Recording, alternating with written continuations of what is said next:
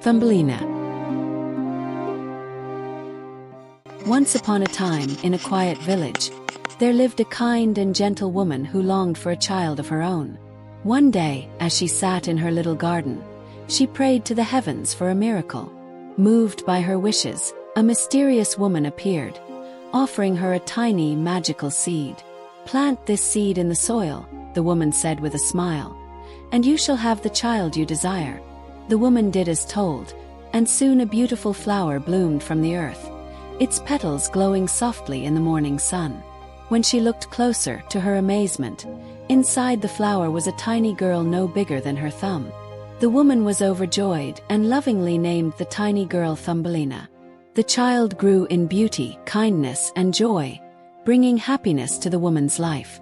For many years, Thumbelina lived a peaceful life with her adoptive mother, surrounded by the wonders of nature.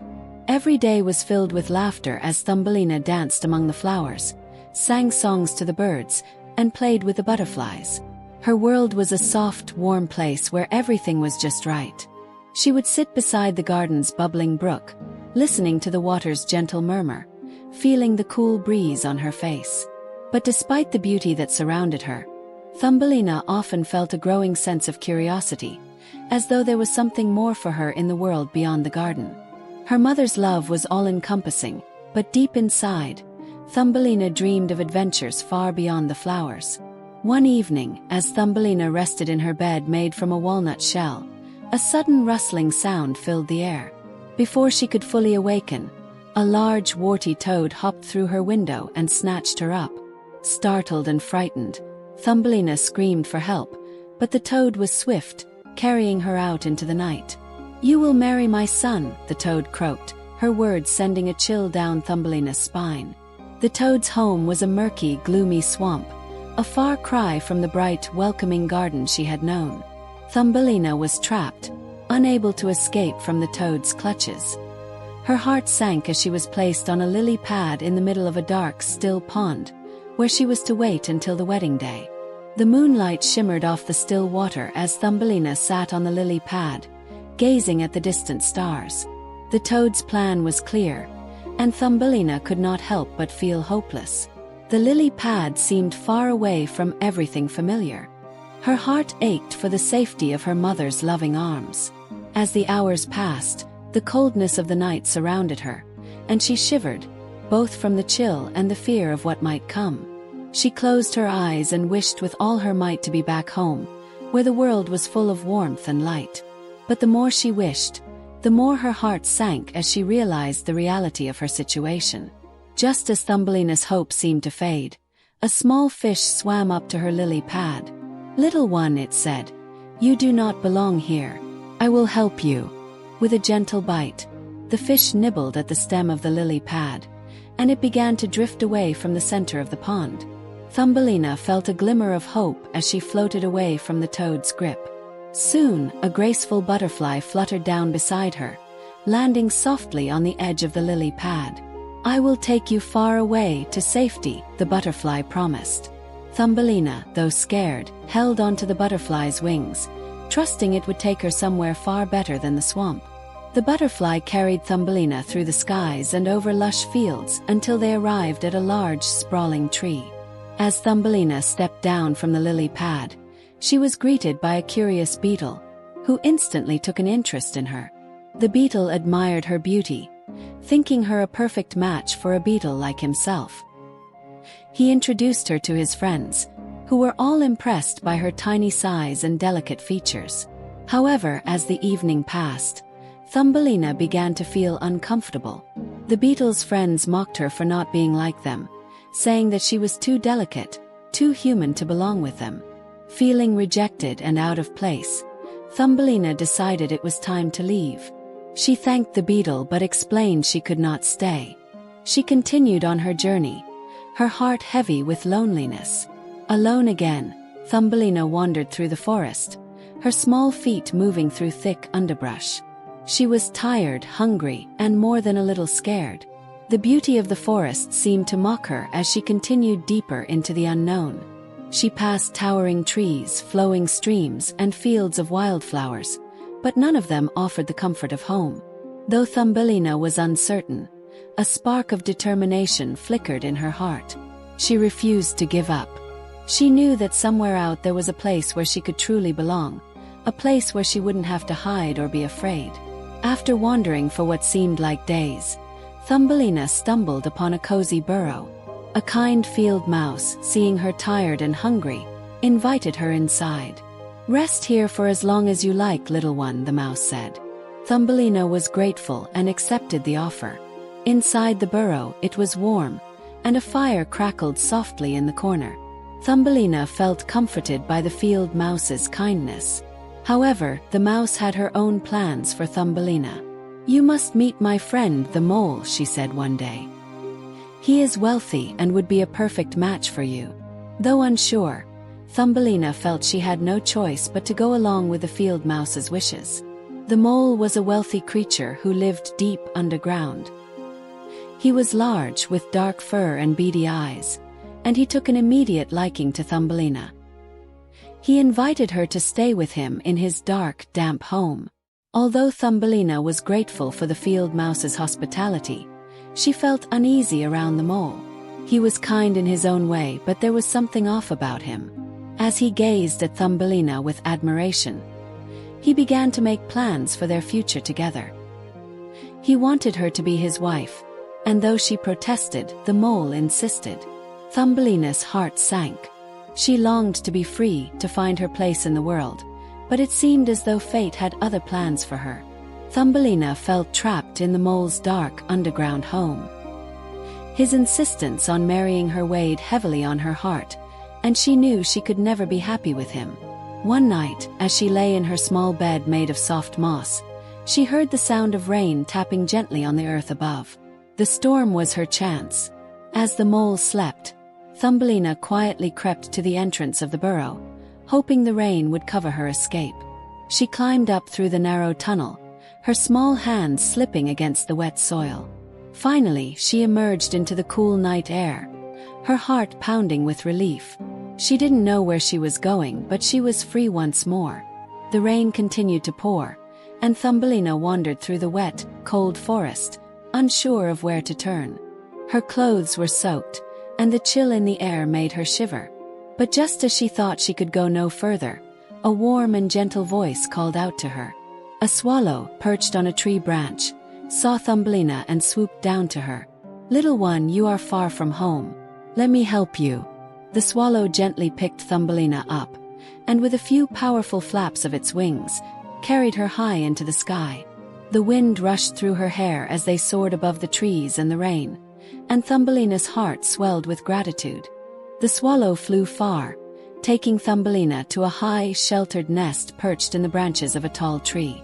The nest was warm and cozy, filled with soft twigs and feathers. Thumbelina curled up into the soft bedding, feeling the warmth of the swallow's kindness wrap around her like a blanket. The swallow told Thumbelina that she was welcome to stay as long as she needed, and Thumbelina gratefully accepted. For the first time in a long while, she felt safe. As the days passed, Thumbelina's spirit healed, and she began to feel a deep sense of peace in the swallow's home. She was no longer alone in the world. Just when Thumbelina thought she had found peace, the toad who had once kidnapped her returned. She appeared on a branch of the tree, looking as warty and large as ever. "You will marry my son whether you like it or not," the toad croaked. Thumbelina felt a wave of fear, but she was no longer the frightened little girl she had been. "I will never marry him," Thumbelina said with resolve, standing tall despite her tiny size.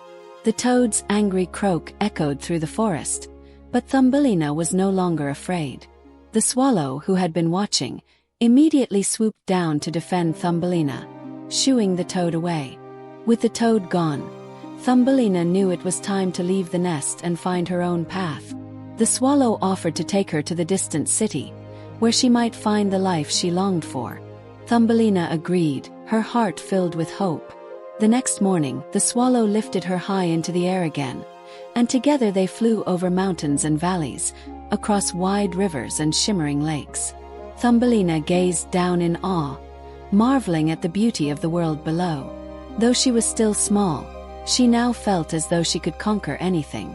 After a long journey, Thumbelina and the swallow finally arrived at the bustling city.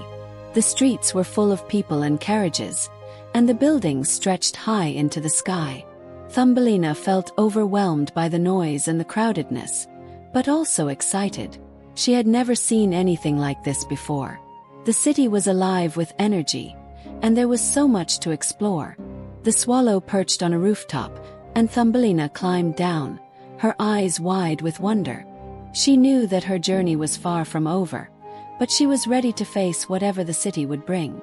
As Thumbelina wandered through the city, she found herself in a beautiful garden filled with vibrant flowers.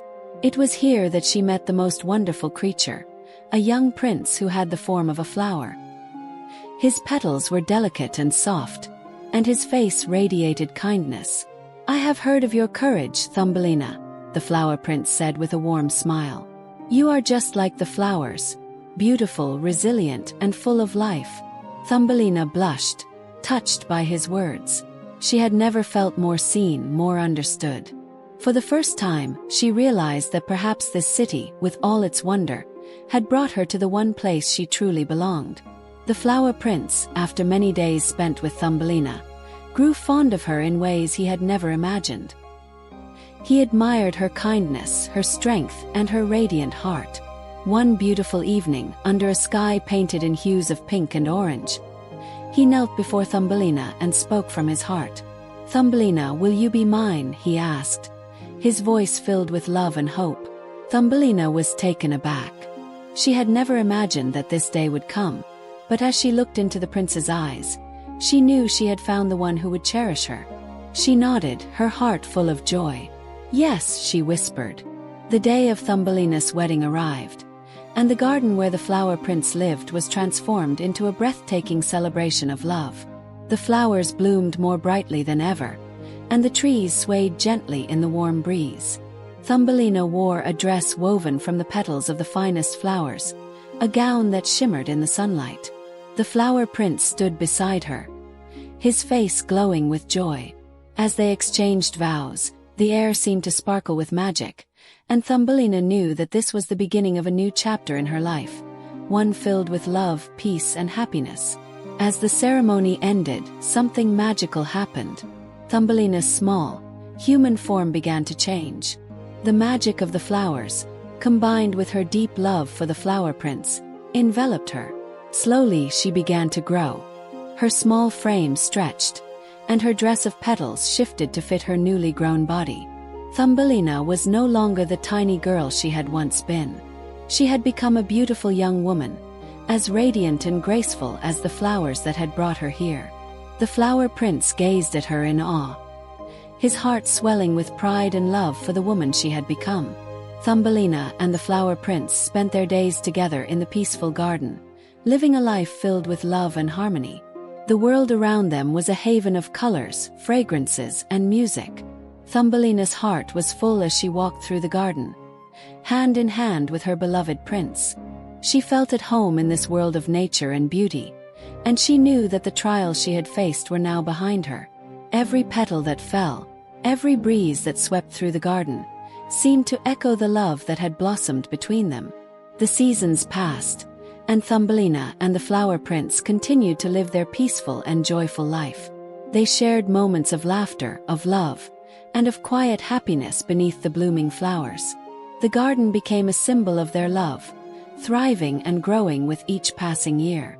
Thumbelina no longer thought of the days when she was alone and lost in the world. Her heart had found its place, and she knew she had found true love. The two of them, united by fate, lived happily ever after, surrounded by the beauty of nature and the warmth of each other's hearts. As time went on, Thumbelina and the flower prince continued to live in their garden, where the flowers bloomed eternally, a symbol of their undying love. One day, as Thumbelina walked through the garden, she noticed a small, delicate flower blooming at her feet. She bent down to admire it, and as she did, the flower seemed to shimmer with the light of their love. Thumbelina smiled, knowing that their love would forever be part of the earth, as eternal as the flowers that had brought them together. The garden, like their love, would never fade.